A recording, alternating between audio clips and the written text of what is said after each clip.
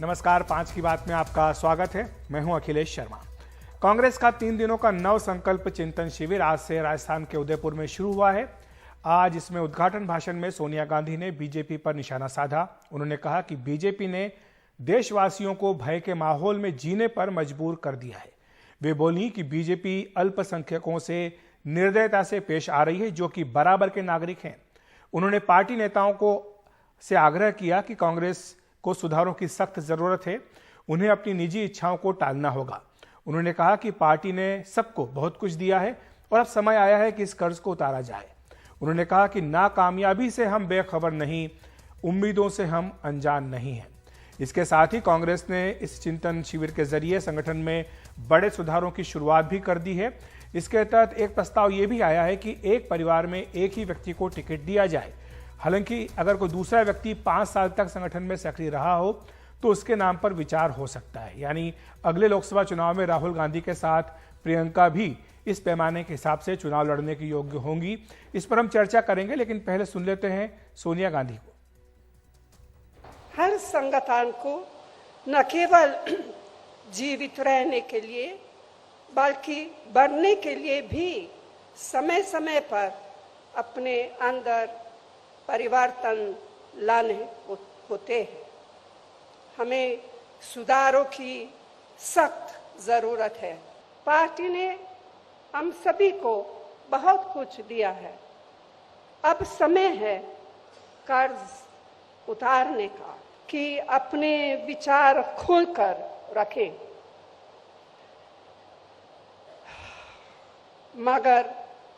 मगर बाहर सिर्फ एक ही संदेश जाना चाहिए, संगठन की मजबूती, दृढ़ निश्चय और एकता का संदेश। Prime minister Modi and his colleagues really mean by their frequently repeated slogan, maximum governance, minimum government.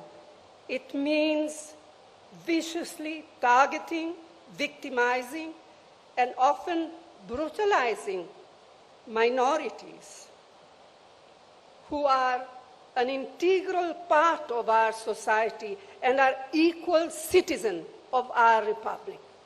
हाल में मिली नाकामयाबियों से हम बेखबर नहीं हैं, न ही हम बेखबर है उस संघर्ष से या उस संघर्ष की कठिनाइयों से जिसे हमें करना है और जीतना है। लोगों की हमसे जो उम्मीदें हैं उनसे हम अनजान नहीं हैं। तो कांग्रेस का चिंतन शिविर क्या वाकई कांग्रेस की चिंताओं को दूर कर पाएगा? क्योंकि कांग्रेस लगातार जिस तरह से चुनाव हार रही है, उसके बाद सबके मन में यही सवाल है कि क्या देश को जो मजबूत विपक्ष की तलाश है, क्या कांग्रेस वो भूमिका भी नहीं निभा पा रही? हमारे साथ चर्चा करने के लिए हेमंत अत्री जी हैं, वरिष्ठ पत्रकार। आलोक वत्स जी बीजेपी के नेता हमारे साथ जुड़ गए हैं। सुप्रिया श्रीनेत कांग्रेस की प्रवक्ता भी कुछ देर में हमारे साथ जुड़ेंगी उदयपुर से, जहां पर कि चिंतन शिविर चल रहा है। लेकिन सबसे पहले हेमंत अत्री जी, मैं आपके पास आना चाहूंगा। ये जो सुझाव दिया गया है कि एक परिवार में एक ही व्यक्ति को टिकट दिया जाएगा, 50% जो पद हैं कांग्रेस पार्टी के वो 50 वर्ष से कम उम्र के लोगों को ही उनके लिए आरक्षित होंगे, तो इस तरह से ये जो सुधारों की बात हो रही है, आपको लगता है कि ये तमाम कदम जो है कांग्रेस की चिंताओं को दूर कर पाएंगे?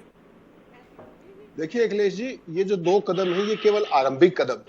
जो असली जो कांग्रेस की चिंता का विषय होना चाहिए आज, वो विषय है कि उनको फुल टाइम कमिटेड लीडरशिप चाहिए 24/7/365 डेज। आप ये देखिए उनकी लड़ाई किससे है, उनका सामना किससे है।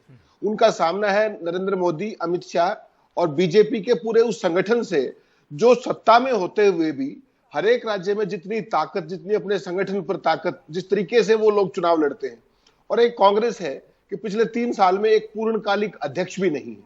तो ये एक चिंता का विषय उनके लिए होना चाहिए। दूसरा, जो आज सोनिया गांधी जी ने जो बात कही, वो सबसे महत्वपूर्ण बात कही। उन्होंने कहा, देखिए पार्टी का चिंतन शिविर, उसमें बीजेपी के बारे में बहुत सारी बातें कही जाएंगी, लेकिन सबसे महत्वपूर्ण बात जो उन्होंने कही है, जो मेरे हिसाब से, उन्होंने कहा कि पार्टी ने बहुत कुछ दिया है नेताओं को और अब नेताओं को वापस करना चाहिए। कांग्रेस की सबसे बड़ी चिंता अखिलेश जी को है तो वो आज ये है, कांग्रेस का चाहे कोई 75 साल का बुजुर्ग नेता है, उसको भी किसी को राज्यसभा चाहिए, किसको प्रदेश अध्यक्ष पद चाहिए, किसी को अपने बेटे के लिए कुछ चाहिए। कोई भी आदमी पार्टी के लिए सोच नहीं रहा है। हमने कुछ दिनों पहले देखा था हेमंत जी के एक एंटनी जो है वो सक्रिय राजनीति छोड़ करके केरल अपने गांव वापस चले गए। जी नहीं, लेकिन अखिलेश जी उनकी उम्र देखिए ना, ही हैज क्रॉस्ड 80। मेरे केवल कहना ये है कि जो अगर जहां पर ये चिंतन शिविर हो रहा है आज, वहीं की हालत देख लिया। हिंदुस्तान में कांग्रेस की केवल 2 सरकारें बची, ठीक है, राजस्थान और छत्तीसगढ़। वहां पर अशोक गहलोत और सचिन पायलट के बीच में जो स्थितियां हैं वो किसी से छुपी हुई नहीं। तो मेरा कहना केवल इतना है कि कांग्रेस पार्टी को इस चिंतन के साथ साथ जो असली बात है वो चिंता करनी चाहिए कि 2014 में उनकी 17 सरकारें थी, जब जिस टाइम केंद्र से उनकी सरकार चुनाव हारकर बाहर हुई। आज पूरे देश में उनकी 2 सरकारें क्यों हैं? उत्तराखंड के चुनाव के अंदर हम आप सब देख रहे थे, गोवा के अंदर हम देख रहे थे, पंजाब के अंदर हम देख रहे थे, केरला के अंदर देखा, असम। हेमंत जी हमारे साथ सुप्रिया जी जुड़ गई हैं, कांग्रेस की प्रवक्ता हैं। सुप्रिया जी, स्वागत है आपका एनडीटीवी इंडिया पर। अभी हमने कुछ देर पहले कांग्रेस अध्यक्ष सोनिया गांधी जी का भाषण सुना। काफी विस्तार से उन्होंने जो सरकार चल रही है उसके बारे में जो उनका अपना रुख है, कांग्रेस पार्टी का रुख है, वो देश की जनता के सामने रखा है। कई आरोप भी बीजेपी के ऊपर लगाए। साथ साथ कांग्रेस पार्टी इस चिंतन शिविर में कुछ आंतरिक सुधार करने का प्रयास भी कर रही है। संगठन को लेकर के भी कुछ चर्चाएं चल रही हैं। इसके बारे में कुछ विस्तार से बताइए, क्योंकि हेमंत अत्री ये कह रहे हैं कि ये तमाम बातें तो ठीक हैं, लेकिन जब तक नेतृत्व को लेकर संशय दूर नहीं होगा तब तक शायद चीजें पटरी पर नहीं आ पाएंगी। मुझे आपकी आवाज बहुत फीबल, बहुत कम आ रही है। धन्यवाद इस शो के लिए। मैं सिर्फ ये कहूंगी कि कांग्रेस अध्यक्ष ने जो भाषण दिया है वो इस देश की आवाज है। जब वो मोदी सरकार की विफलताओं को उजागर करती हैं तो वो इस देश के लोगों के मखौल बोलती हैं। और जो आपने सवाल पूछा कांग्रेस के संगठनात्मक चेंजेस का, I think 1 step at a time ये संकल्प शिविर है, ये चिंतन शिविर है। और इसमें हम सिर्फ देश की परिस्थिति पर ही नहीं, कांग्रेस की स्थिति पर भी विस्तार रूप से चर्चा कर रहे हैं। संगठन पर, पॉलिटिकल पर, इकोनॉमिक पर, सृजन पर, हर तरह से चर्चा की जा रही है। 1 स्टेप एट अ टाइम लिया जाएगा। और मुझे ऐसा लगता है कि आने वाले वक्त में आप चेंजेस देखेंगे और ये चेंजेस किसी भी राजनीतिक पार्टी के लिए जरूरी हैं। हर राजनीतिक पार्टी के जीवन काल में जरूर एक ऐसा चक्र आता है जहां पर चेंजेस और शायद ब्रेकिंग चेंजेस जरूरी हो जाते हैं। और आज जैसे हमने देखा है, सुप्रिया जी अगर आप तक मेरी आवाज ठीक से पहुंच रही है, तो हमने ये भी देखा कि जब आप कोई परिवर्तन करते हैं तो परिवर्तन करना आसान नहीं होता है, क्योंकि इन परिवर्तनों का विरोध भी किया जाता है। आज जो अब से कुछ देर पहले सोनिया जी ने भाषण दिया उसमें कहा कि कांग्रेस के नेताओं को पार्टी ने काफी कुछ दिया है, अब समय आया है कि उन्हें अपना कर्ज उतारना होगा। तो इसका क्या मतलब है? क्या उन्हें अपना बलिदान करने के लिए, सैक्रिफाइस करने के लिए तैयार रहना होगा? ये जो बदलाव की बात हो रही है, इन बदलावों को स्वीकार करना होगा? नहीं, मुझे लगता है कि जब कांग्रेस अध्यक्ष ने ये पर्टिकुलर लाइन कही कि पार्टी ने आपको बहुत कुछ दिया, आज पार्टी को देने का वक्त है, तालियां बजनी बंद नहीं हो रही थी। और एक बात याद रखिएगा, आप लोगों को लगता है कि परिवर्तन करना मुश्किल होता है। मुझे लगता है कि ये जो चिंतन शिविर है जहां पर 50% लोग 50 ईयर्स से कम के हैं और 50 साल तक युवा बोला जाता है पॉलिटिक्स में, तो जिस तरह से आधे युवा हैं, 21% महिलाएं हैं, मुझे लगता है परिवर्तन का द्योत ऑलरेडी हो चुका है। जहां तक उनकी इस बात का है कि पार्टी ने दिया है, बिल्कुल मुझे लगता है कांग्रेस का एक मुश्किल दौर चल रहा है। इससे मैं बिल्कुल भी दिक्कत नहीं है एक्सेप्ट करने में, बिल्कुल मुश्किल दौर चल रहा है। और आज हर व्यक्ति को जो अपने आप को कांग्रेसी कहता है या कांग्रेस की विचारधारा से प्रभावित है या इसकी विचारधारा को मानता है, उसको जरूरत है मेहनत करने की, हमारा संदेश लोगों तक ले जाने की, लोगों को कन्विंस करने की, क्योंकि कांग्रेस ही एक विकल्प है कश्मीर से लेकर कन्याकुमारी तक। और मुझे लगता है इस बात से हम सब वाक्य रखते हैं जो कांग्रेस अध्यक्ष ने कही। काफी कुछ बातें सोनिया जी ने जो है वो बीजेपी के बारे में कही हैं।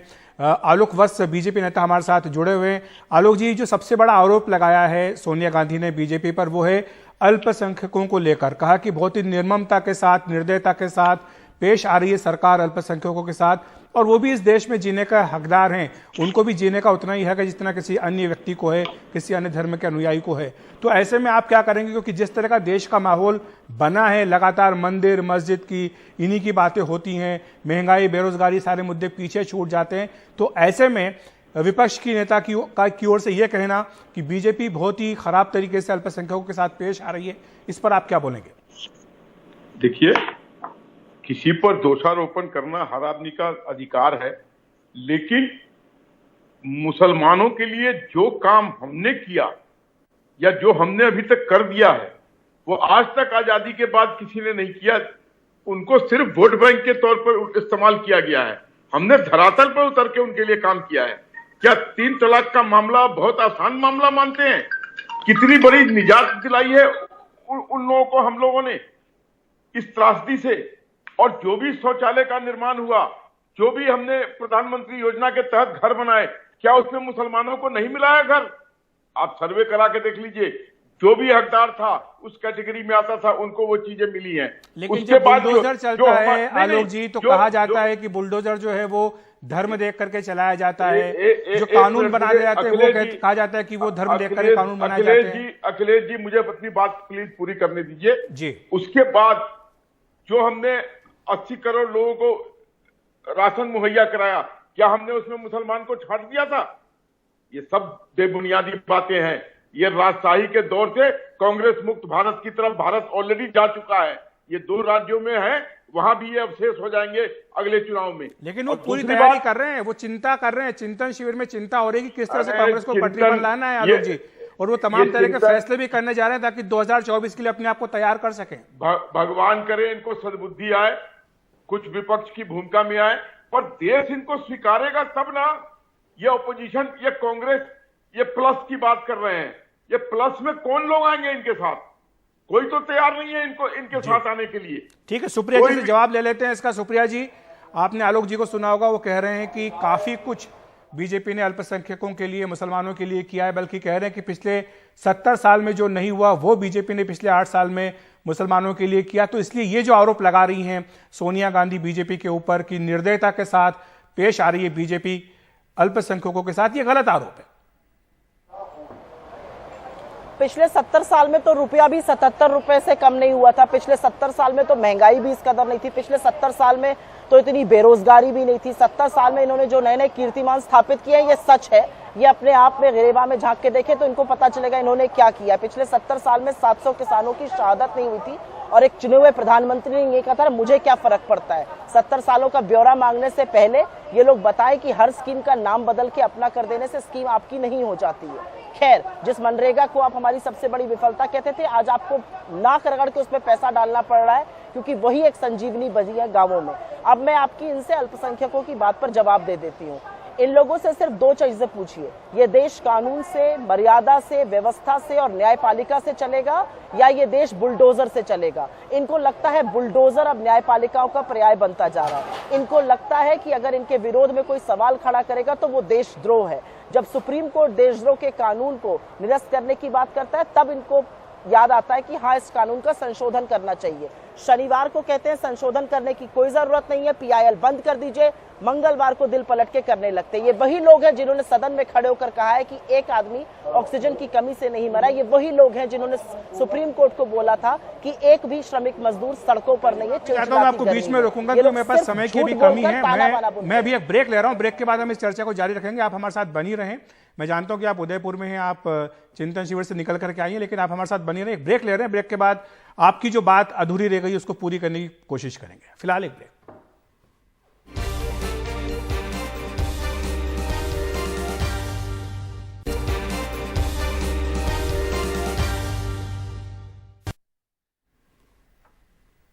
तो 5 की बात में हम आज चर्चा कर रहे हैं उदयपुर में चल रहे कांग्रेस के चिंतन शिविर की। कांग्रेस की प्रवक्ता सुप्रिया श्रीनेत हमारे साथ बनी हुई हैं। सुप्रिया जी, एक बात जो आज देखने में आई है, जो तस्वीर हमने देखी है उदयपुर से, उसमें आया कि पीवी नरसिम्हा राव जी का फोटो भी लगाया गया। साथ ही जो सिटिंग अरेंजमेंट आपका था उसमें हमने देखा कि राहुल जी के साथ साथ आनंद शर्मा, गुलाम नबी आजाद बैठे हुए थे, जो कांग्रेस में तथाकथित G23 के सदस्य माने जाते हैं। तो क्या यह माना जाए कि कांग्रेस पार्टी में अब ये एहसास हुआ है कि जो असंतुष्ट हैं या जो नाराज हैं, सबको साथ मिलकर के चलना पड़ेगा, तभी कांग्रेस पार्टी जो अपनी इस स्थिति से उबर सकती है? अखिलेश जी, मुझे ऐसा लगता है कि आज की इन तस्वीरों को देखकर जो हम लगातार मीडिया में कहते थे वो बात साफ हो जाएगी। और वो बात यह है कि कांग्रेस एक राष्ट्रीय आंदोलन से उभरी हुई पार्टी है और हमारे यहाँ बहुत आज़ादी है अपनी डिसेंट को, डिसएग्रीमेंट को कहने की, और उसके बाद भी हमारे मनभेद नहीं होते हैं। हाँ, कुछ लोगों ने कार्यशैली पर, कुछ चीजों पर सवाल जरूर उठाया होगा, बट आज वही लोग हमारे साथ बैठकर चिंतित करें, क्योंकि हम जितना तरजीह युवाओं को देते हैं उतनी तरजीह अनुभव को हालांकि देते सोनिया हैं जी जो ने ये हमारे कहा वरिष्ठ है, नेता हालांकि लाते हैं। सोनिया जी ने भाषण में ये कहा है कि बातें सब कहें लेकिन अंदर कहें, बाहर ना कहें, बाहर एक सुर में आवाज जानी चाहिए। वो मैं उसी बात पर आ रही थी कि हमारे अंदर यहाँ पर डिसएग्रीमेंट और डिसेंट की पूरी अनुमति और पूरा माहौल है, लेकिन मुझे ऐसा लगता है थोड़ा एक युवा कार्यकर्ता होने के नाते कि थोड़ी सी अनुशासनहीनता है हमारे यहाँ, और मुझे लगता है थोड़ा सा अनुशासन होना चाहिए और आपस में जितने भी मतभेद हो जरूर करने चाहिए। बाहर करने से विरोधियों को उसका फायदा होता है, और मुझे ऐसा लगता है इसके बाद शायद अब ये बातें नहीं होंगी। और जो संगठन में सुधार की बातें कही जा रही हैं, क्या, मैंने आपसे पहले ही पूछा था, लेकिन क्या वाकई इतना आसान होगा? क्योंकि इतने बरसों बरस से लोग काम करते आ रहे हैं, इतने बुजुर्ग नेताओं का, वरिष्ठ नेताओं का आपके पास जमावड़ा है, तो ऐसे में उनको परिवर्तन के लिए तैयार कर पाना, क्या यह संभव हो पाएगा? आपको जानकर हतप्रभ होगा, और मैं कुछ कमिटीज का पार्ट हूं यहाँ पर जहां से निकलकर मैं अभी आई हूं, कि जितने तैयार परिवर्तन के लिए हमारे वरिष्ठ नेतागण हैं, उतने ही तैयार युवा भी हैं। वरिष्ठ नेताओं ने अपनी बात खुलकर कही और कहा है कि परिवर्तन ही जीवन का नियम है। राजनीति एक तरह से हुई कुछ सालों तक, 75 वर्ष हम आजादी के बना रहे हैं, और अब बदलना होगा, और बदलने का नियम ही जीवन है, और राजनीति उससे परे नहीं है। मुझे ऐसा लगता है कि परिवर्तन जीवन के हर एस्पेक्ट में होता है, और पॉलिटिकल पार्टी में होना उतना ही अनिवार्य है। हमारे कुछ कमियां हैं, और मैं वो जरूर कहूंगी हमारी सबसे बड़ी कमी है कि हम काम बहुत करते हैं, उसकी मार्केटिंग उतनी नहीं करते, और ये करना भी उतना ही जरूरी है, और ये परिवर्तन का एक जरूर हिस्सा होगा। हमारे साथ जुड़े हुए हैं आलोक जी। जिस स्थिति में आज कांग्रेस पार्टी है, ऐसा कहा जाता है कि 2004 से 2014 के बीच में बीजेपी भी तकरीबन उसी स्थिति में थी, आपसी सिर फुटवल थी, नेताओं की नाराजगी थी, अनुशासनहीनता थी। तो जिस दौर से आज कांग्रेस निकल रही है, बीजेपी भी उसी दौर में कभी रही है? अखिलेश जी, मैं आपकी इस बात से सहमत नहीं हूं। बीजेपी में कभी भी ऐसा दौर नहीं आया कि आपस में नेता कोई G20 थी की तरह अलग गुट बना के बैठ गए, या कोई आदमी अपनी डफली अलापने लगा, या हमारे यहाँ अध्यक्ष का जब चुनाव हुआ तो उसमें कोई आदमी खड़ा हो गया और अपोजिशन करके वहां पर दो तरह के लोग हो गए। ऐसा कभी कुछ नहीं हुआ है। एक डिसिप्लिन कैडर की तरह हमने, चाहे हम छोटे रहे हों या बड़े रहे हों, अनुशासन हमारा सबसे बड़ा मुद्दा था, और अनुशासन पर ही हम लोग चल के यहाँ तक पहुंचे हैं, और आज विश्व की सबसे बड़ी पार्टी बनके खड़े हैं। जहां तक कांग्रेस की बात है, कांग्रेस मुक्त भारत ऑलरेडी भारत कर चुका है। अब ये 2 राज्यों में बच गए हैं, वहां भी ये शेष हो जाएंगे आने वाले चुनाव में। ठीक है। और जब तक ये राजशाही से अलग नहीं होंगे, ये फिर घूम फिर के वही 3 आदमी पर ये सारी कहानी बनेगी, सोनिया गांधी, राहुल गांधी और प्रियंका गांधी। ठीक है। सोनिया जी की यह बात सही है कि जो नेतृत्व का मसला है वो हल नहीं हो पाता है। एक बार फिर से ये मांग उठने लगी है चिंतन शिविर के दौरान कि राहुल गांधी को पार्टी की कमान दे देनी चाहिए। मैं आपका क्वेश्चन नहीं समझ पाई, इनको बोलिए चुप रहे। एक बार फिर से क्या ये मांग उठने लगी है कि राहुल गांधी को कमान दे देनी चाहिए? उदयपुर में भी इस तरह के सुर सुनाई दे रहे हैं। देखिए, ऐसा है, मैं 2 बातें कहूंगी। एक तो इनके यहाँ अगर कोई थोड़ा डिसएग्रीमेंट या डिसेंट करता है तो उसको पार्टी से निकाल दिया जाता है, मार्गदर्शक मंडल में मेंटल कोमा करके बिठा दिया जाता है। हम वैसी पार्टी नहीं है। आपका जो स्पेसिफिक सवाल राहुल जी पर है, मुझे लगता है हमारा नेता कौन होगा ये हमें तय करने की आजादी होनी चाहिए। और अगर यहाँ पर आए हुए डेलीगेट्स को लगता है कि राहुल जी हमें वो प्रेरणा देते हैं, वो लड़ाई लड़ते हैं, उस शिद्दत और ईमानदारी से लड़ते हैं कि उनको हमारा नेता होना चाहिए, तो ये भी हमारा अपना मुद्दा है। कांग्रेस के नेता का फैसला कांग्रेस करेगी, ना कि कोई एंकर करेगा, ना कि भाजपा के प्रवक्ता करेंगे। और मुझे लगता है इतनी आजादी तो मीडिया को भी हमें देनी पड़ेगी। बहुत बहुत शुक्रिया आपका इस तमाम चर्चा के लिए। आलोक जी, आपका भी हमारे साथ जुड़ने के लिए, इस मुद्दे पर विस्तार से बातचीत रखने के लिए। जी, फिलहाल हम एक ब्रेक ले रहे हैं। ब्रेक के बाद बताएंगे कश्मीरी पंडित की हत्या पर जम्मू कश्मीर के कई शहरों में हुआ प्रदर्शन।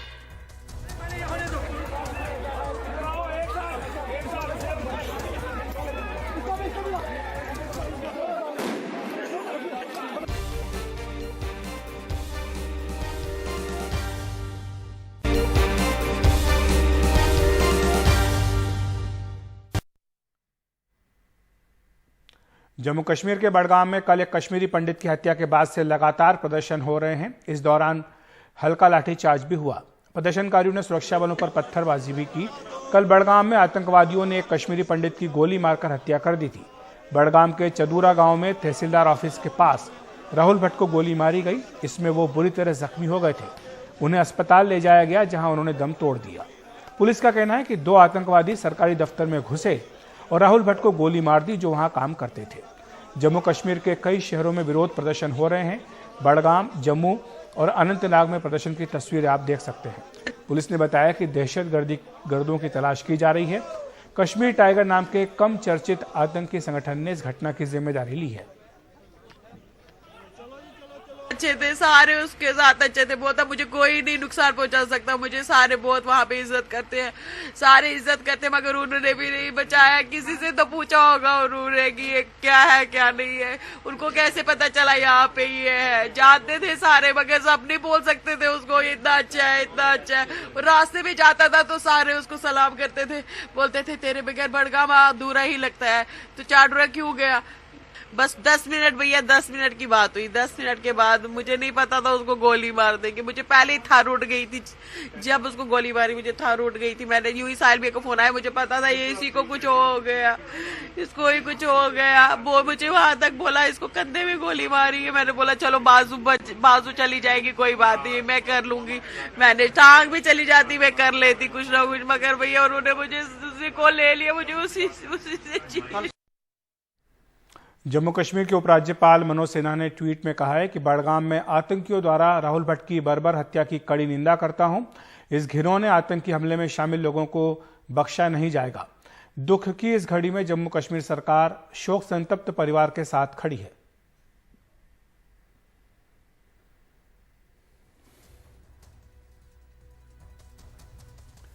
पांच की बात में अभी एक ब्रेक ले रहे हैं। ब्रेक के बाद बताएंगे हिमाचल विधानसभा चुनाव के लिए बीजेपी ने कसी कमर।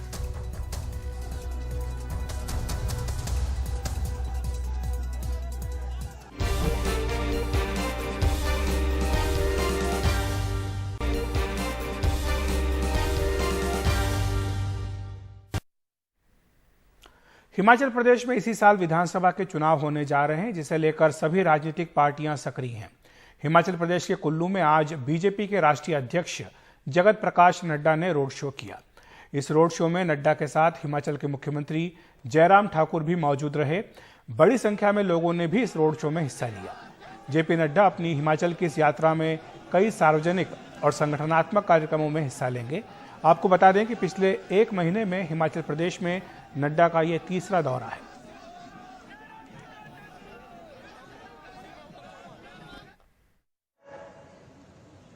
अब देश जातिवाद पर वोट नहीं देता, क्षेत्रवाद पर वोट नहीं देता। अब वो लोग संप्रदायवाद पर वोट नहीं देते हैं, धर्म के नाम पर वोट नहीं देते हैं। अब लोग विकासवाद को लेते हैं और विकासवाद के साथ चलते हैं। मोदी जी ने सबको धत्ता दिखाया है, राजनीति की संस्कृति बदल करके रख दी है। आज किसी को भी आना होगा तो विकास की बात करनी पड़ेगी। 5 की बात में इतना ही। एनडीटीवी इंडिया पर खबरों का सिलसिला जारी है।